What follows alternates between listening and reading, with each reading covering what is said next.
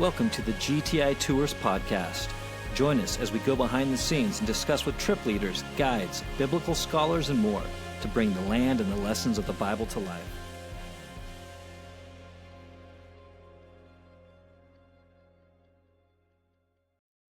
Hello and welcome to the GTI Tours podcast. My name is Rich and I'll be your host today as we dive into the land and the lessons of the Bible. And I am joined, as always, with one of my good friends, favorite travel partner, coffee drinking man of the hour, Gerald. Joe, welcome to the show. Rich, I'm needing some more coffee, and here I am. Hey, I've got mine in my hand. Do you got yours? That's right. I do, but it's empty. It's empty. I hope you can make it through this podcast. I can make it. Well, Gerald, we get to talk about Capernaum today. How exciting is that? That's one of my favorite places to go.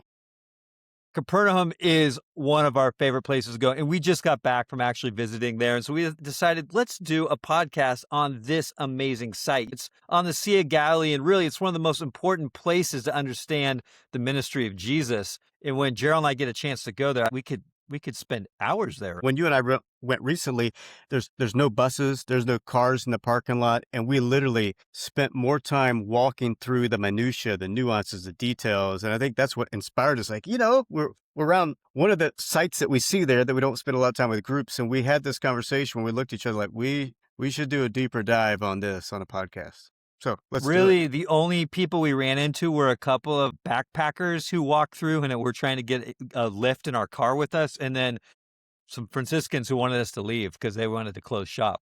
But we were not going to leave until we saw everything. And we took the hitchhikers with us. We did take them with us and dropped them off at another site. So it was great. If we dive into the Bible, Matthew tells us that after leaving Nazareth, Jesus went and lived in Capernaum. And from that point forward, this little fishing village on the north shore of the Sea of Galilee becomes something like, it's like the headquarters of his Galilean ministry. And when you begin listing the things that happen here, it's quite remarkable. I remember as you and I were sitting there, we just started kind of listing stuff out, but you've got like Jesus is teaching the synagogue and he casts out an unclean spirit of a man and he heals a man with a withered hand on the Sabbath inside that synagogue. And he leaves the synagogue and he walks into the home of Peter and heals Peter's mother-in-law who's sick. And we get all of these moments. And it says, by evening, Mark tells us that seemingly the entire town has gathered outside the door of Jesus' place because they want to be healed and they want the demons casted out and they want all these different things to happen. And man, everything keeps going on. A paralyzed man's lowered through the roof of a house because the crowd is so large trying to get in and they rip the top off of it. A Roman centurion comes to Jesus concerning his servant. There's a woman who's had blood for all these years who's healed. Jairus' daughter. So much goes on in this place. Like it's kind of overwhelming. In our study guide, we just have this area that says the miracles of Jesus, and I'd say majority of it, when you open it up, either says Capernaum or somewhere near Capernaum that these things happen. So today we want to focus on one element of Capernaum because there's so many you could do. I mean, you could sit there for hours, and that's why you got to go to this site and check it out. But we want to look into something that is there, and it's a house. And most groups, I don't think, spend a whole lot of time pulling the layers back on this. But Peter's house is quite an interesting part of this site. So, Gerald, let's dive into the quandary, the complexity, the strangeness of what is called Peter's house. Yeah, it's one of those things, and you see this a lot, biblical sites, historical places, especially ancient sites, archaeology, is you're like, what in the world am I looking at? And this is one of those things, and you hear average groups, I'm always eavesdropping on, like, what's the guide over there say? And sometimes, man, my heart really breaks for the group because they'll walk by, oh, and there's Peter's house. And then everybody's like, Peter's house. And they keep walking. And I'm like, that's it? That's it? That's all you got? That's all you can say? Or we're at Ephesus and you got this group from the cruise ship. God bless their hearts. And the guide will say something to the, and up there is where Acts 19 happened. And everybody's like, oh, and I'm like, that's it? Like, don't just point, like, go to the text, talk to the place, kick over some stones, but without really some assembly required at some of these places, you're like, there's no goosebumps, boss. You're just looking at a pile of rocks. And this house is one of those things. So what we want to do, let's peel back the layers. Yeah. And walk from what we see at the present moment. And we like to do this when we're there on site. Let's talk about what we can see. and then peel back the layers until we get to what's harder to see and help us understand what's going on, because you've got just history and layers stacked like one on top of each other. So at the very top, we have the modern church, Franciscan church, built around 1990. It's this striking circular structure. To be honest, to me, it always looks like Star Trek's USS Enterprise. It looks like a spaceship from another Or the time. Millennium Falcon from Star Wars. Well, that too. Yes. Could be. Could be. And it's like a spaceship. It's actually a church. We'll come back to that later. It's hovering over the archaeological site. It's actually brilliant. You build a structure over a site to protect the site, but also as even a viewing point of that site. You go into that church, and in the middle of it's a glass floor that looks down through layers and layers of history to the church before that. So you got a 1990s church, modern day church. You look down into the layer through the past, and immediately below that, you see a Byzantine church. So we're talking 5th century AD, Byzantine church, and you can see it from the glass. It's octagonal in shape. It's got 8 sides to this church. And so just 8 sides alone in Byzantine era, this is some kind of sacred structure. Below that, you've got a house, a 1st century house that had been transformed, enlarged in what became, before that 1st century or that 5th century structure, a gathering place. And then you dig a little deeper and you can see that there was one particular room in that house complex that's below that 5th century church, one particular room that had been augmented, decorated. The walls and the floor had been plastered repeatedly and even decorated, covered with inscriptions and prayers and sayings. And then beneath that, you've got your original 1st century basalt, black stone that's common to that area, house that's inside a 1st century, ordinary, typical, nothing special Galilean village. Now, let me recap, because that's a mouthful. That's a lot. Modern church, below that, Byzantine church, below that, a house church that had been enlarged in some ways, below that, a venerated room that's got plasters on it, and then below that, at the core, 1st century house inside 1st century village. Got it? I got it. So there's a lot there. So I think it would be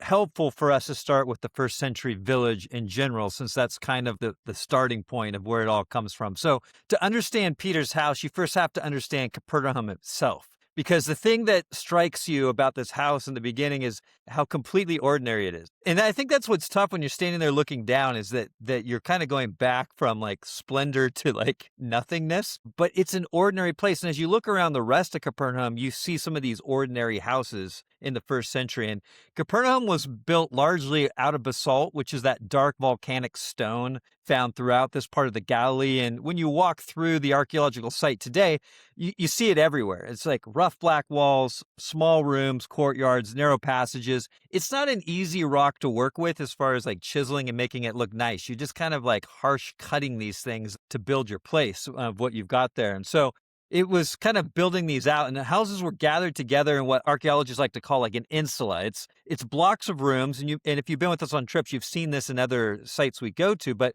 they're arranged around courtyards, and then small rooms opened inward into that courtyard area and then went out toward the street. And so it's kind of like giving you these small rooms, and then you get like a bigger room, or a bigger area, if you want to call it that, where people spent time out there, and then it went out into the streets. And the courtyard was where much of the daily life actually happened. And this is where people would gather, and would have their ovens and their grinding stones and their mills, storage areas, food preparation, all the things. Children are playing, families are working, and they're making everything happen. So think of the courtyard as less like a modern idea of a landscaped backyard, which is what I always like to have. I'm going to go hang out in my backyard, but an open air kitchen, a workshop, a dining room, and really the family gathering area all rolled into one. These were often extended family compounds. Multiple related households could share that same courtyard and the same tools and the same ovens. And so they're really trying to take advantage of the space and of the equipment, because like, as you can imagine, these things are expensive. And so if you're able to share them, that is a helpful way for the family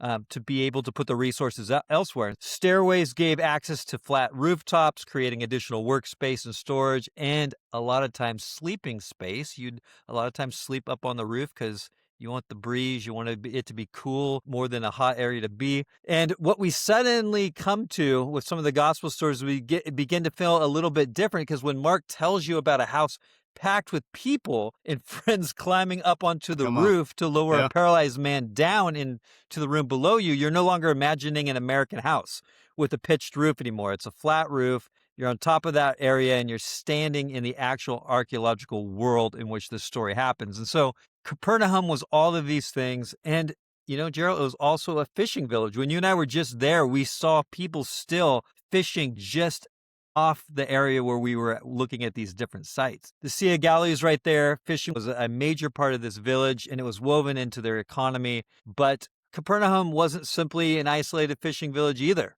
It's located right on the trade network that comes through. You had merchants, fishermen, craftsmen, farmers, travelers. They all moved through this little community and would stop by. And sitting within that same compact village fabric of the area was probably the major thing. Gerald, what is that thing that's sitting right there? It's the synagogue, of course. It's the community center. It's our favorite thing to actually go see. I mean, we love Peter's house, which we're going to keep talking about, but like we love coming and seeing this building. And currently when you go there right now, we'll throw a picture up of it. There's a white limestone synagogue. It's very pretty, very fun to see. Visitors today, you begin to like see that, but underneath it, archaeologists found basalt walls, which was an earlier synagogue that was built probably first century time synagogue. And then the one we see today is after that.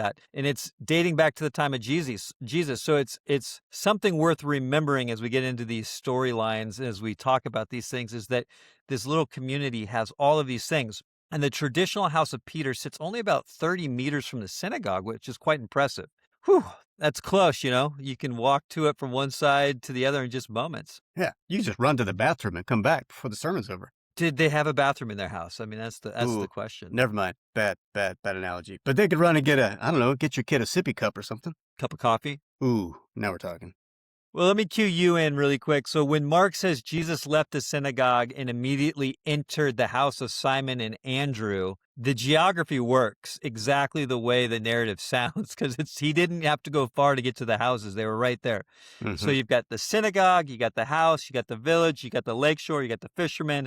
Everything is compressed into this small little neighborhood. And this is where the stories come and where they take place. Yeah, I think everything you said is key for this conversation. It would be easy to in that say, what's that have to do with a house? It's everything, because the house is situated in the context of what you just said, and everything you just said, it's an ordinary, typical first century village. And Peter's house is located within that. There's the traditional house that we think is Peter's, and we'll talk about why, but there's nothing spectacular initially about it. I mean, we're not starting with the shrine. You go to some biblical sites or some traditional sites, and the memory starts, or the tradition starts with like something spectacular that becomes a little, I don't know, suspect of like, really? Here, the starting point isn't a shrine. It isn't a palace. It isn't even a luxury villa. It's an ordinary first century house within a stone's throw away from the synagogue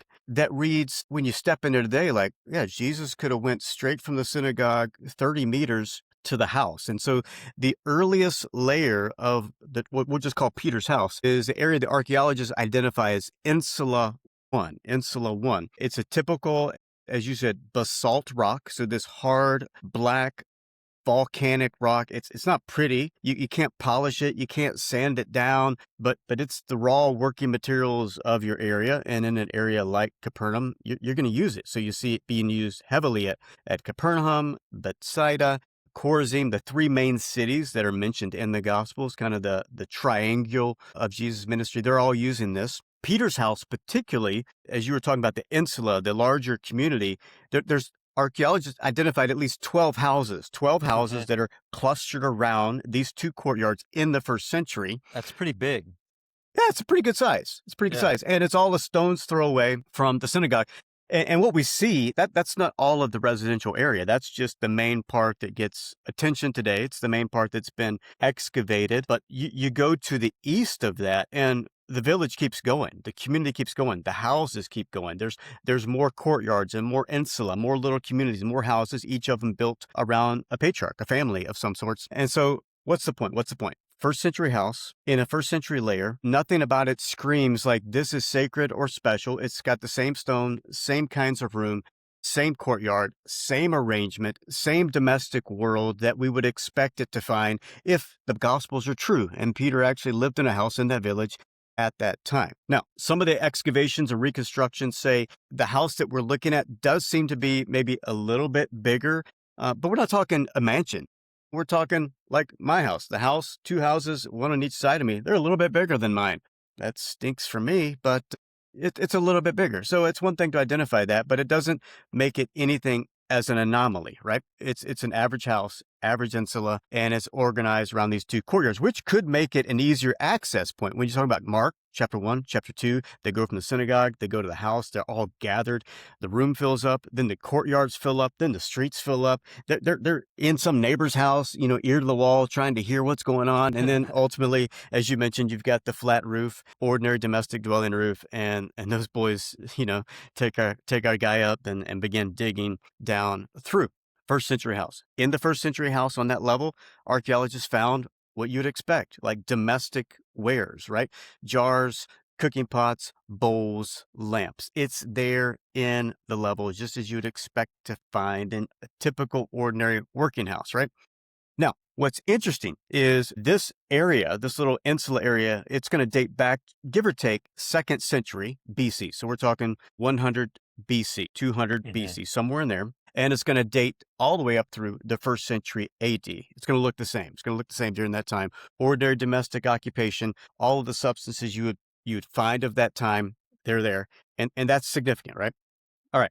Now, you got this place architecturally, fits the time frame, fits the space, fits the story. And then at some point, Christians, they didn't just come later at some other point and say, hey, this is an amazing place. Let's attach a story to it. No, the memory is tied chronologically all the way back. So here's what happens. Normal house, normal Galilean home, nothing significant from it. And what we begin to see, though, is something begins to change. The house isn't significant. People don't remember it because the house is amazing. They remember it because of what happened there in that house. And in the course of time, we're going to see what we would expect if the Gospels were true. Something significant happens in a house with a man named Jesus. Mark says Jesus, as we've alluded to a couple times, leaves the synagogue, enters the house of Simon and Andrew. Peter's mother-in-law is there. And if you want to get in good with the mother-in-law, like, hello, hey, Jesus, can you look? Whoop? And Jesus heals her, touch her hand. She gets up, immediately begins to serve them chips and salsa. And then evening comes, right? Story happens. You've alluded to it. People come, surround the house, the courtyard, and then our homie climbs up on the roof. So it's easy to see. This is, I think, just easy to miss too. But it's easy to see when you're there, synagogue, house. It's easy to see how everybody in the city could hear quickly what's going on. It's easy to see how commotion could happen. It's easy to see how, man, within a short amount of time, people filled the streets, filled the courtyard, and eventually there's some people like dangling their feet off the roof just to listen in. And one guy's like, let's go up there with them and just dig a hole and drop our boy through. And all of that's just the opening pages of the Gospel of Mark. Normal home becomes a place of healing. Family house becomes a place where people are gathering to hear and to teach. Next, archaeologically, we begin to see what would then happen after the time of Peter, after the time of Jesus. This house with this room, archaeologists have noticed near the end of the 1st century. So the Gospels are playing out. Jesus is there, give or take 29, 27, how you date his birth, how you date his death, 25 AD, somewhere in there, give or take. And then we're talking the Gospels are being written within a couple of generations of that. What happens by the end of the 1st century is that archaeologists have noted there's one particular room in this house that begins to change. Now, it's one of the larger rooms, and the larger space, it stops functioning like a house. In other words, it stops functioning like a domestic dwelling. Excavators, they're finding pots, they're finding all the domestic cookware in all the places it used to be found here, but then there's a layer where they stop finding those types of things, and it becomes obvious in the archaeological record this room is beginning to be used differently, right? Moreover, the walls of the ordinary house all over Capernaum, they're not there's no pictures on the wall as you and I. They're not drywalling. They're not putting stucco. I mean, the basalt rock, it's like this natural stucco, but it's not really pretty. You build houses with basalt walls. The walls of even the interior walls, they're rough. That's normal. However, in this one particular room, it changes. Not the rooms around it, but the Just the one.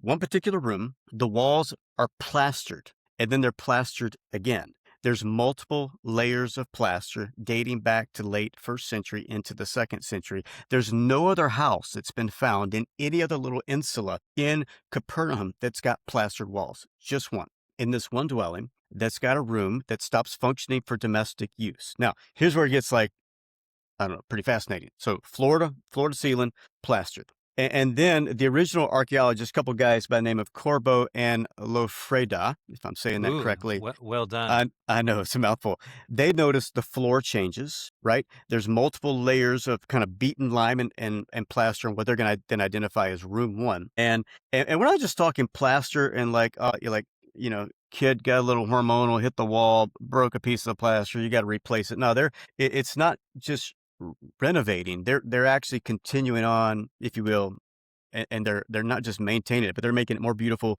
and it's become apparent it's more and more set apart. All right, same house, same pottery from previous generations, but then the household cookware disappears in one area, plastered floors, plastered walls, multiple layers of plasters, right? And then you're finding different kinds of lamps and different kinds of altercations that are happening in that space. What's the point? 1st century home is no longer functioning as a 1st century home.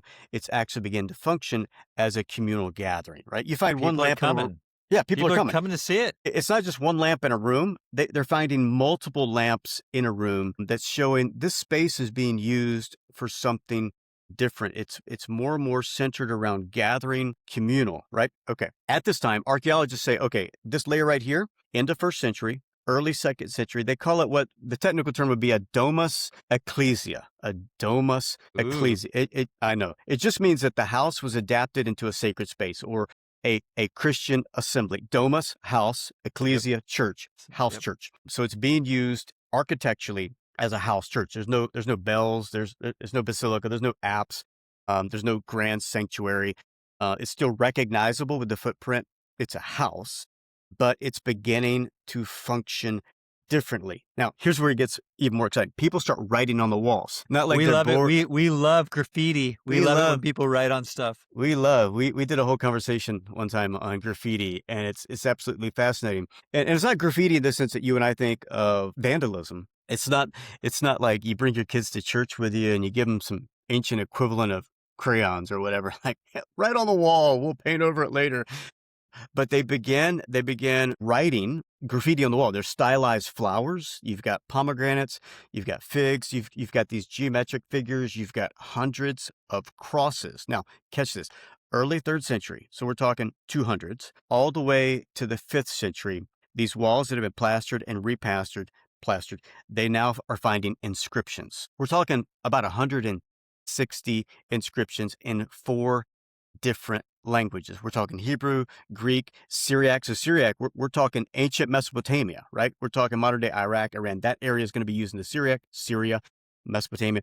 And then you've got Latin. 124 alone are in Greek, Koine Greek. It's the common language of the day. It's the gospel the New Testament's going to be written in.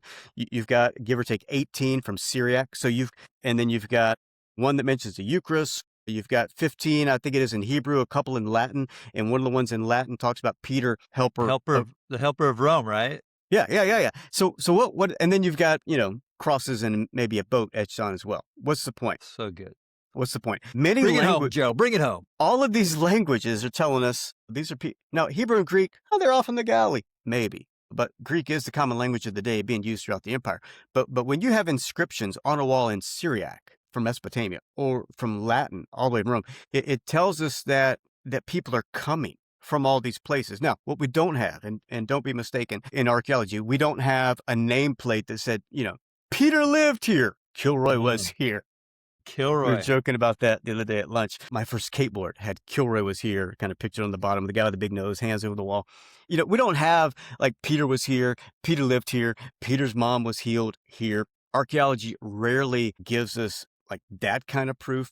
What archaeologists, however, does demonstrate is this. a particular room inside an otherwise ordinary house complex began receiving extraordinary treatment very early as late first century to early second century. By the end of the third century, and third century, we're talking 200s, right? So this is before Christianity becomes legalized. But for sure, third century, all the way up into the fifth century, you've got plastered walls, people that are decorating it, people that are gathering that, people are scratching, if you will, prayers on the walls. And so you've got phrases like Peter shows up there. You mentioned the one that's in Latin. You've got phrases like Christ and Lord and Jesus Christ and have mercy. You've got prayers and statements from different linguistic backgrounds all in one place.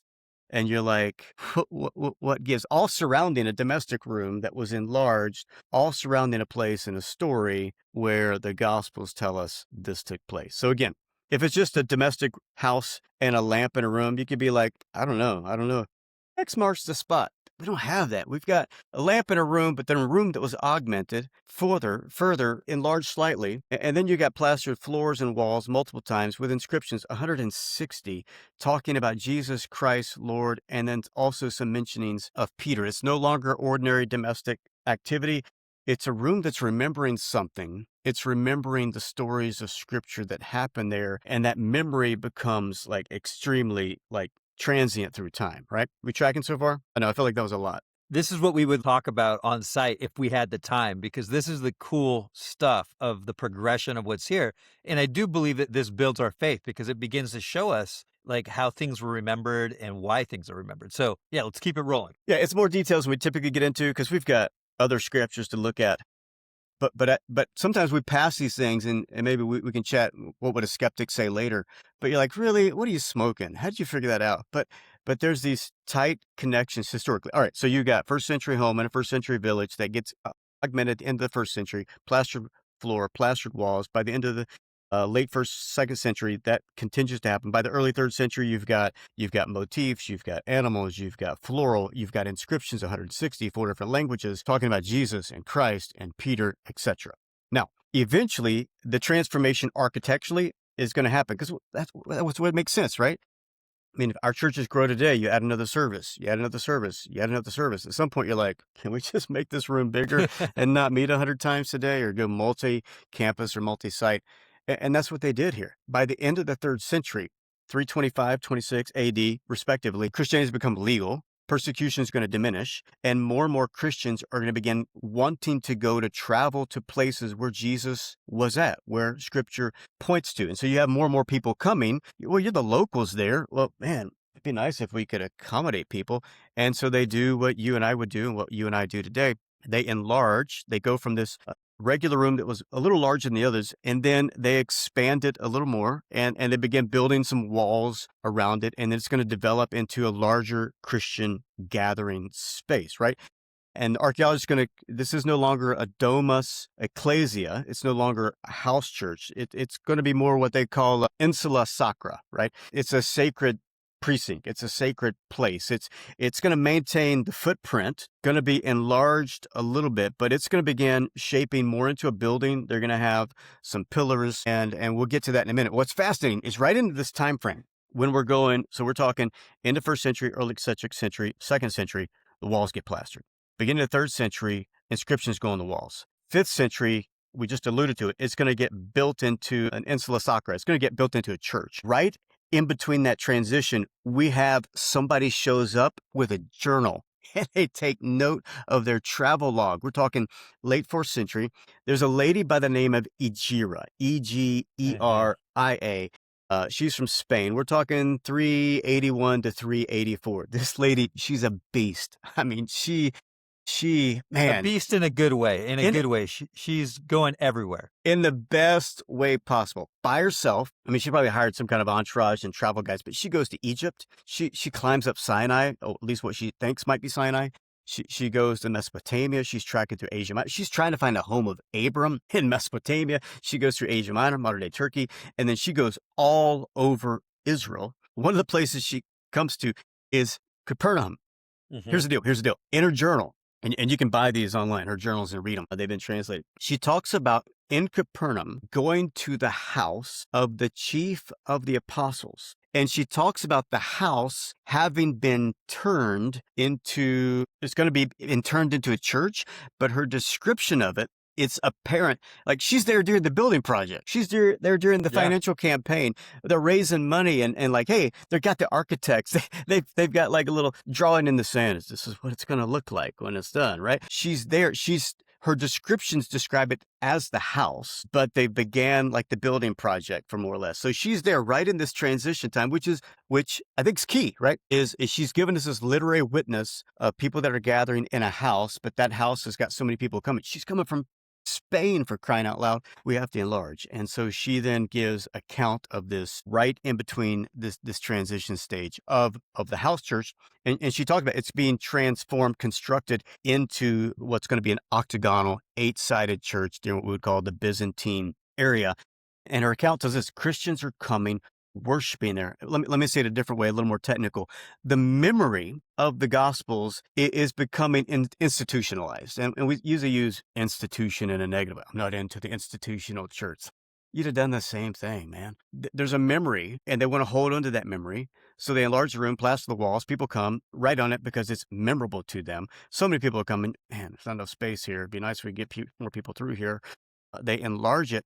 The memory is becoming institutionalized enough that pilgrims, they know where to go. They know exactly where to go because the house didn't disappear. They didn't remove the house. The house is still underneath. Archaeologists now have dug below this 5th century Byzantine church, and they see the ruins. We've already talked about that. Pots, no pots, room expanded, plastered floor, plastered walls, more plaster, more plaster. What that provides for us archaeologically is a bridge from the story of the Gospels to a house that was remembered as a house where these stories took place, to a house that was augmented, developed, enlarged, and now people are coming there. What's important with all of this is that this is happening not just at this location, but at multiple other locations associated with the gospel. Like it's so true.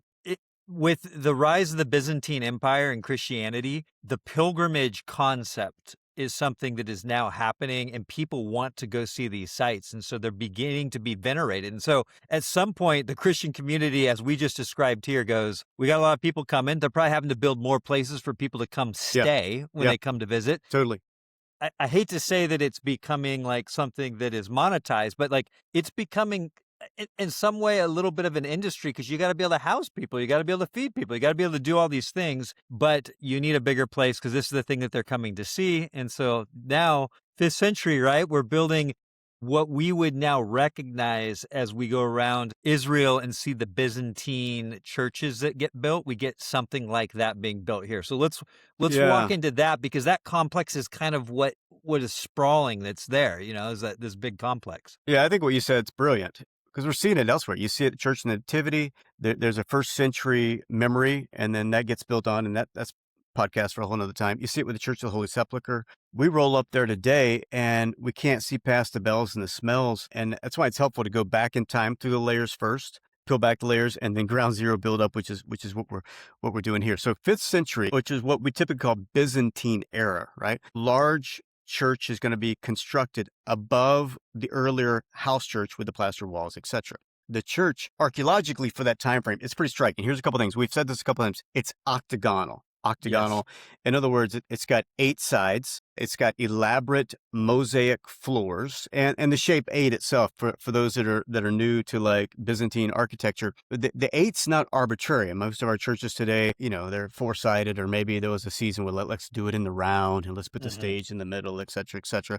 But 8 sides in the Byzantine area, it's marking a place of commemoration, right? It's associated with what you could call architectural tradition or a martyria. We see this, for example, when we go to Turkey in Hierapolis. You've got the church to Philip, and then just up the hill, you've got a martyrium, 8-sided octagon, remembering the place where Philip was martyred, right? So octagon church here at Capernaum. Something happened here. That's what the building says. You roll up on a place, 5th century, octagon, 8 sides, which has biblical symbolism. God created the earth in 7 days. On the 8th day, it's something's happening. Jesus is raised on the 8th day. So it's like new creation, new beginning, et cetera, et cetera. So something's happening here. And so they built this octagonal church over the house, and it's centered, right? The Yeah, geometric. where is it centered? What's it centered on? Yeah, the center of the church isn't just like anywhere in the village. The center of the octagonal Byzantine church, it's over that room, bro. The room that was enlarged, the room that had the plasters, the room that had been changed, the room where people gathering.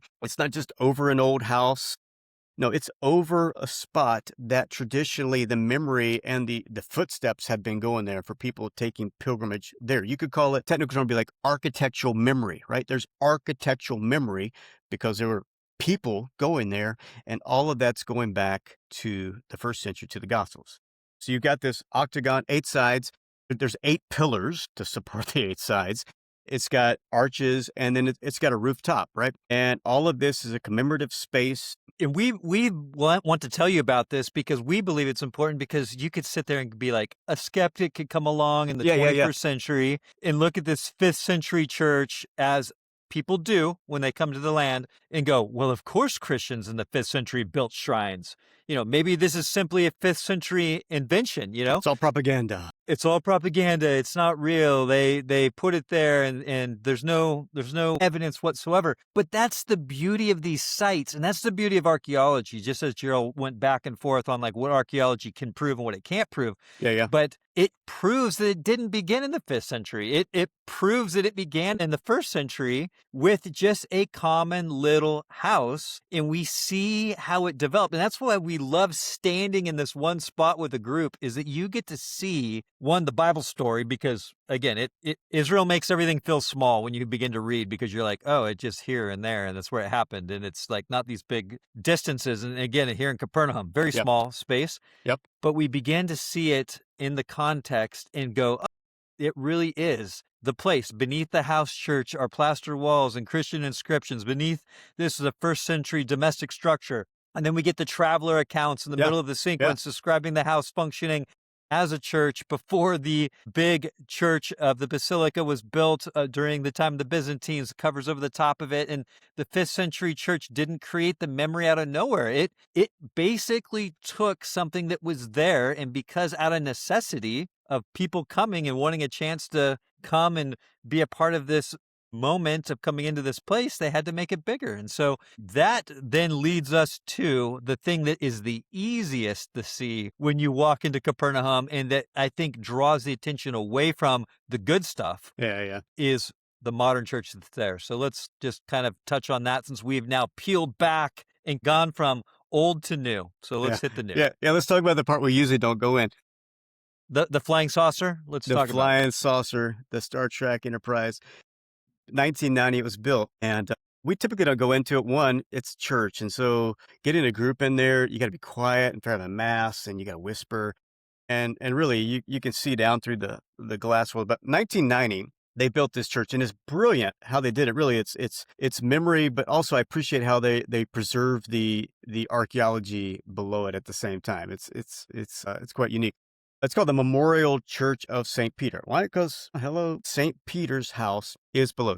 Peter, we typically call him, is there. You got, as we mentioned earlier, in the middle of it, it's actually kind of cool. It's a huge glass area. It's probably, 12 or 14 feet across. You can get a group of about 40 all the way around it.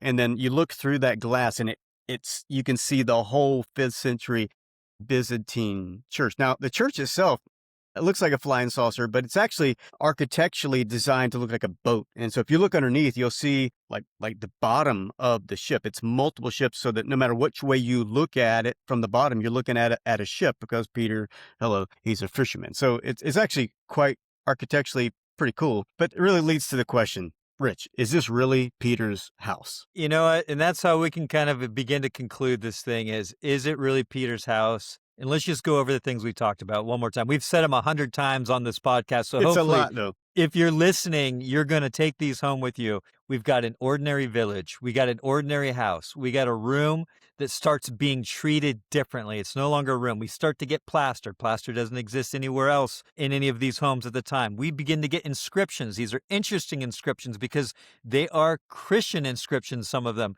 We begin to get Christian gatherings that are reported that are being there. We get a large sacred complex because there's not enough room in the room, so they make the room a little bit bigger. And then it eventually gets to a Byzantine octagon, which we talked about. That's how the Byzantine churches would mark places that were important. And then finally, we get to a modern church commemorating the space over the top of a church, over the top of a bigger area, over the top of house that was expanded, over the top of a regular house. And so we have to ask that question that everybody wants to ask: is this actually Peter's house? And the answer is, we don't know. We can't prove it with absolute certainty, but we do have the context that we just laid out, which gives us the ability to sit there and go, it probably is. There's no first century inscription. We wish there was in the courtyard saying, Simon Peter, son of Jonah, lives here. We don't have that anywhere in the Holy Land, unfortunately, that gives us that kind of thing. But archaeology rarely gives us that kind of evidence. So we get all of these things that we've listed out for you, and that we get in the late 4th century that pilgrims are now coming here because this becomes a tradition of a place to be. Yeah. And in the 5th century, a big old church is built on the top. So all of these things are significant. The identification doesn't rest on one artifact, which, you know, at some places where people really believe something happened, they only have one, and that can be enough. This has tons of evidence that's sitting there to give that. And so maybe what makes Peter's house so fascinating is this concept that when we walk into Capernaum today, we see the modern church hovering over the ruins. We look through the glass, we take a picture, and we move on. But underneath the glass is a story that is nearly 2,000 years deep. It's 2,000 years old. And it begins with something completely ordinary: and cooking pots and courtyards, a fishing family that lived beside the Galilee. Nothing about the architecture announces that history is going to remember this place at all. Yeah. And when Jesus enters the house, and somewhere along the way, people begin to remember because of Jesus being connected to it. It's not because of anything else about it. And from an ordinary home and an ordinary fishing village to one of the most enduring sacred spaces in Galilee that more people go to visit than anywhere else in the Galilee region.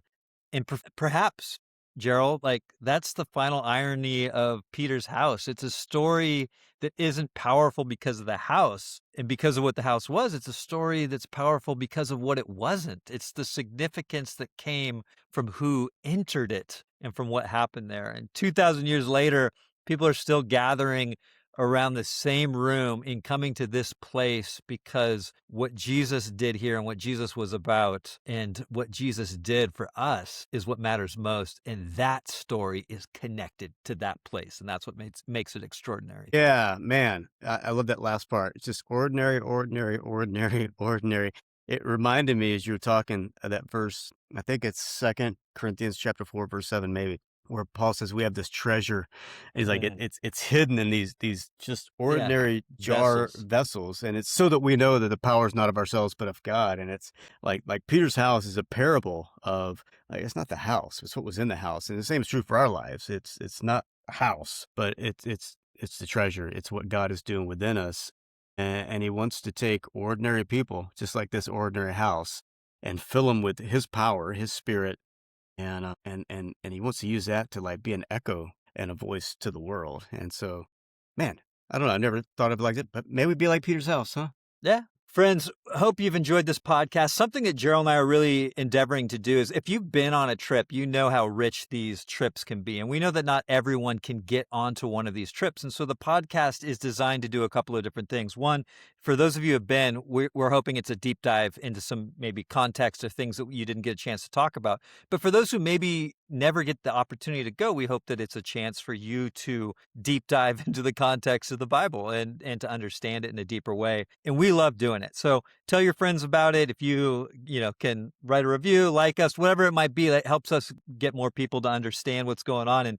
And our desire is for the land and the lessons of the Bible to come alive, whether you go there on a trip or you get it through the context of what we're doing with the podcast and the different other resources we have. So, man, next year in Jerusalem is all I can say. Next year in Jerusalem. Yeah. Actually, I'm going next week. I know. I mean, that's not fair. You and I go a lot. Friends, until the next podcast, take care.